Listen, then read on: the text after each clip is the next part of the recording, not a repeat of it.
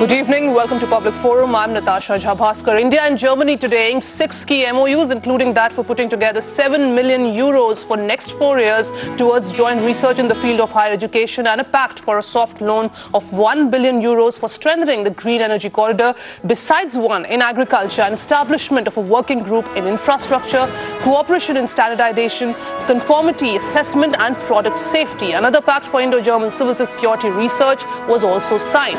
A pact to promote German as a foreign language was also signed by the two sides following the second round of intergovernmental consultations in Berlin. Tonight on Public Forum, we are asking how significant is Prime Minister Manmohan Singh's visit to Germany and what it means for India-Germany ties.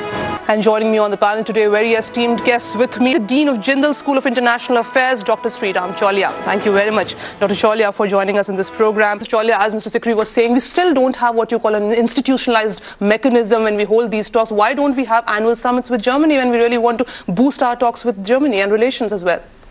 Sure, I mean, it's long due. We have it with Japan, we have it with Russia. It's long due, but interesting thing is that this intergovernmental consultation itself is a specialized mechanism. In fact, the Germans say that they only have it with China and India in the whole of Asia and nobody else. And also Israel? And Israel. Yeah. There itself, it's a cabinet-to-cabinet level dialogue. Prime Minister's gone with cabinet ministers and their counterparts are sitting across the table. So there is, I would say traction. But yeah, more regularized, you don't have to have summit meetings every year. But as long as these committees and, line ministry to line ministry kind of agreements are being implemented, it will take the, momentum forward. Germany, I think, there's no gainsaying the fact that it is the leader of Europe and, in the long run, for our exporters as well, not just of skilled workers, but of even our manufacturers, there is tremendous potential. There is this whole issue about openness of India to German investors, which they often flag as a significant concern. I think German industry wants the auto market open, which is, of course, muddling the free trade agreement. Right. So, especially in this particular visit, our priorities are very clear. The delegation in the delegation, we have 5 cabinet ministers with Prime Minister Manmohan Singh visiting Berlin. How are you seeing these important MOUs and the role these MOUs will play in the coming days? It's a good workmanlike plan to concretize the bilateral cooperation, and I think if you separate these individual MOUs, each will have its own merits. But if you look at it from a macro point of view, what it's doing is, it's deepening the economic relationship to the point where, I think the Germans also talk about values, for example.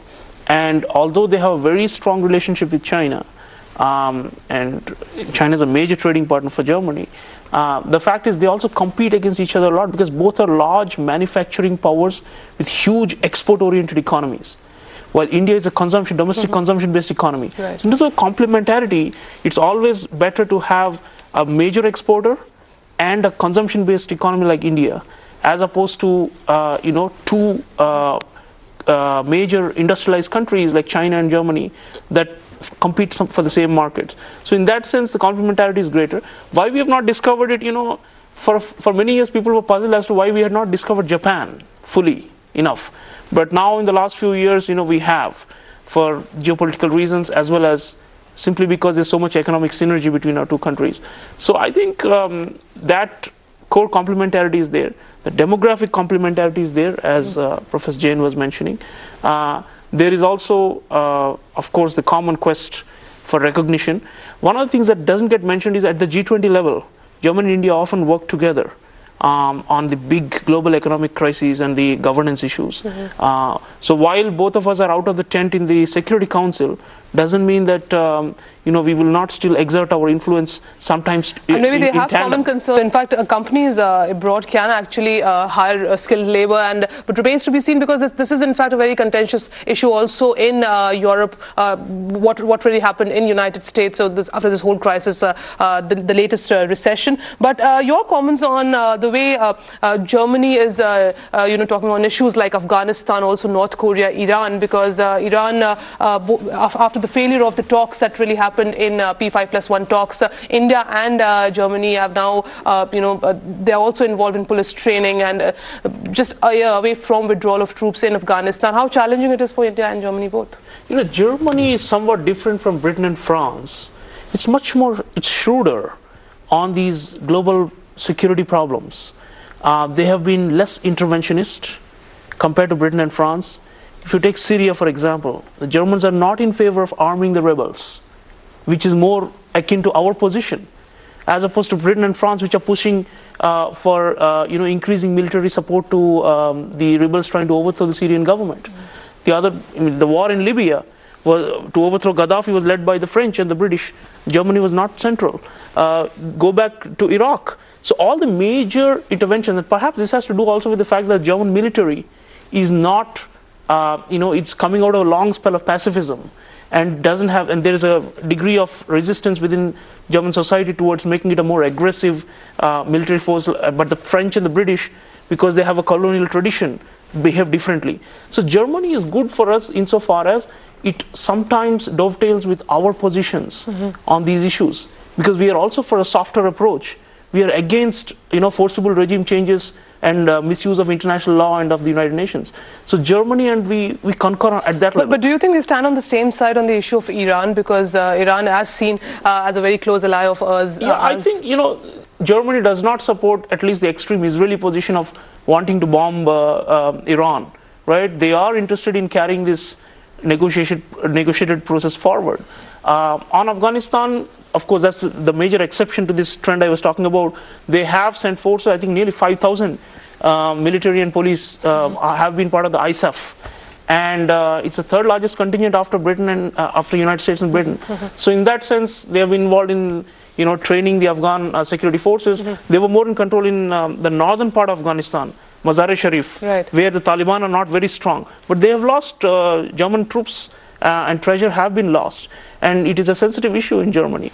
And I think in the long run, we may have to step in as regional players, as in from our region, to fill in the vacuum created when the ISAF and the NATO mission ends there next year, end of next year. So we need to, it's good that Shankar Menon has been speaking and there's a dialogue with National Security Advisors. In fact, the Afghan National Army has said that they're not very sure if they're in a position to take over. So we will need to know what the Germans have already done with the Afghan security forces, so that in case we are filling in the gap and performing some of those military training and security cooperation functions after the Western withdrawal, there's need to be a smooth transfer, and that's where Germany and India can do actually something concrete in a political and security realm, because otherwise it's mostly economic. Okay, right, and also they've just also said that in 1900, 21% of the global population lived in Europe, but experts now expect only 7.6% to be living by 2050. That also means the aging population and the young population of Asia. That's one reason that maybe Europe is now looking forward to Asia. Quickly, your comments, Professor Chaulia. Where are we headed?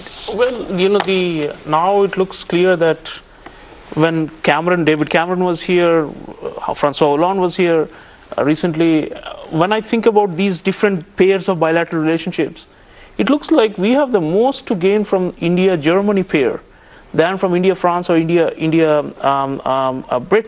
simply because France, Britain, Italy, and of course the rest of the Mediterranean, Spain, etc., are all falling off the map and have very deep economic problems. They are all likely to slide out of the top 10 economies in the world in the coming 5 years. So what we are looking at is, when we think of the transforming world order, this power shift from north to south, east to west, Germany is one unchangeable entity that remains economically very strong. The fundamentals are strong. So what it means is that we have to invest much more in this relationship, relatively speaking, not to belittle the other ones, relatively speaking, than India-France or India-Italy or India-Spain. And it's not just a statistical reality, it also has to do with sound macroeconomic management, which the Germans have proven and unfortunately are trying to impose in a way on the southern economies, the discipline. But the point is, Germany is leading the way. It has the model of balancing one's budgets. And the way we have started in this particular meeting, you think that you're indeed very optimistic about our relations with Germany? The sky is the limit, And this is the one which has no colonial hangovers, unlike our relationship with Britain. This is where we need to make massive progress. $18 billion, it should grow tremendously, and it can become the fulcrum for the larger India-EU trade, which is projected to reach 300 billion if we finally get the FTA across. Right, and if FTA happens, that push from Merkel. That will be a huge. Thank you very much, Mr. Sikri, Professor Jain, Professor Chaulia, and Mr. Krishnan for joining us in this program. And that's all we have for you in this edition of Public Forum. Thank you very much for watching.